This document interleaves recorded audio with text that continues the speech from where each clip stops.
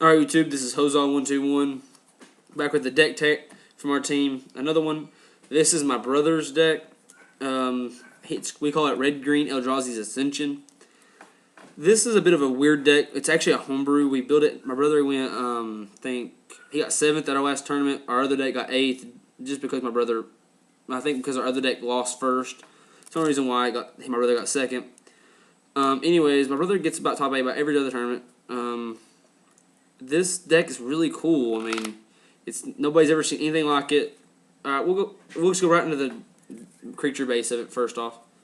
3 Llanowar Elves. The Llanowar Standard are just for like cards to attack, and because they activate Beastmaster Ascension, which I'll get into that a little later, and they act as a little mana ramp. I mean, you can't argue with that. Then we go into the other creature of the deck. Nest Invader. Like I said, Beastmaster Ascension. The main point of the deck is to mass out a bunch of tokens and then swing in with 7 tokens right after you dropped Eldrazi. We call Beastmaster Ascension Eldrazi Ascension, just affectionately calling it that. But right after you drop Beastmaster Ascension, you have 7 tokens and you swing in 7 or 8 creatures, and you'll swing in with that, and then it'll jump into 7 counters right away. And next thing they're looking at maybe 3 power with the creatures to working at like over 30 something power, which is quite a bit to worry about, especially in one turn. So that's pretty much the gist of the deck. There are a few other ways of winning. I'll get into that as we come to them. We have Overgrown Battlement, which this card, yet again, is just for mana ramp and for early game blocking. I mean, because you really don't have no dramatic plays in the beginning. Most of your cool stuff happens later in the game, right around when your combo works off and stuff like that. Then 2 more Kozilek's Predator. I personally built this deck. I'm not very good at it. My brother plays this deck amazingly. I would never place at all with this deck, and my brother gets top 8 every time with it. So this is a really cool deck. And also make mention, my brother's also 12, so I mean 13. He just now turned 13, and so that he can play this deck better than I can is pretty cool. And I designed the deck. I was part of the main contributor to the designing part of the deck. This is our other for say Beastmaster Ascension. It turns all your Eldrazi guys. It's Ruby Warden. It turns all your Eldrazi guys from 0/1s into 2/2s. Which I mean, if you're swinging in with 8 2/2s, that's quite a bit. That's 16 coming at you. So that's not much. That's not really something you want to see happening on like turn 5. And then we have another token ramp, I guess you'd say, would be the Emrakul's Hatchers. This guy's pretty cool because he's 5 for a 3/3, but he also gets you 3 tokens, which, like I said, with this deck is not a bad deal at all. Later on, we actually realized you could take the tokens and we not realized it, but we understood how good that is.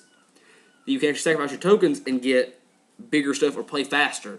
Because before we would just play until we had a bunch of tokens. We wouldn't sacrifice them. We wouldn't block with them. We would just keep them there. And it won about 50% of the time. Now that we've mastered the deck a little bit better, and got to we play every aspect of the deck, we're doing amazing with the deck. So we put in this guy, Kozilek himself. We have 2 of him, just because, I mean, he's the cheapest of the 3 main Eldrazi guys, and he's the 2nd strongest. So, which I'm not going to lie, that's really good. Cheapest and 2nd strongest. And he replenishes your hand for the next turn. And he has Annihilator 4, which is never a bad thing. My brother constantly is asking why can't we put Emrakul in. I have to explain to him that the deck can't support a 15 mana cost. 10 is a lot easier to play than 15. And then like people's like, go Ulamog, use Ulamog. I'm like, well, he's not as fast, he's not as strong. All he does is have recursion and blows up 1 permanent. I mean, that's in itself on right is better, but in a deck like this, it's not fast enough. It's not actually good enough. Then we go into the spell base. This probably the best spell in the deck, I think, would be, besides Beastmasters, is Brood Birthing, because you have 1 guy who suddenly turns into 4 guys, which is just pretty cool.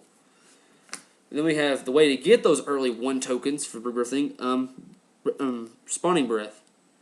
You do 1 damage to target player, or kill one of the little 1/1 creatures, and you get a 0/1 token, which then you follow up with a Brood Birthing, and you now have 4 tokens. And then we have Beastmaster's Ascension, which just, to me, is amazing. I can't believe nobody actually used this card a whole lot, especially when Rise of Eldrazi come out. Most of our deck is Rise of Eldrazi. Like 95% of it is. So I mean, this card is just why did nobody actually design this deck when it first came out? Then we go Awakening Zone, which is another awesome card. I mean, it's just sick in its own right. Then we have Growth Spasm. Growth Spasm's amazingly cool because you get the land and a token, which can in return be used for another land. Alright, then we have like the way of turning your creatures into blockers. Leyline Vitality. It gives them all +0/+1, and you gain life every time one comes into play. So that's just awesome. And the other Eldrazi guy we have in the deck is Eldrazi Inscription. He turns any of your creatures into a Kolazek or whatever. So I mean, this is just as good too, and it's cheaper. So you can sacrifice 5 tokens, tap 3 land, turn your other token into a 10/11 beat stick. So I mean, I don't see how that would be bad. That's why we only run 2 of the Kolazeks in the first place. If we didn't have Eldrazi Inscription, we'd run 2 more. Then we have Temporal Expanse, because this is the one of the only 2, which is the other one does the exact same thing, that gives you a red or green land. All the other fetch lands that do that are Legacy. Then we have the Red-Green Refuge, which my brother likes this one over the other dual lands. We only run this one dual land because it comes into play tapped and you gain 1 life. So he figures that is a really good payoff, is the 1 life. Alright, then we have 7 Mountains. And note, this deck has, like, it's not budget. I mean, it is kind of budget, but we didn't actually build it around a budget. The refuges is just my brother's choice of land. Then we have 3 forests, which I know you've probably noticed that most of the cards are green, and why we have more mountains than forests is for one reason. Coney Garden, which also gives us another 0/1 token to attack with, and gives us a good green source. So I mean, it works just as good either way. Alright, that's it. That's it for the deck. Let me know how you think.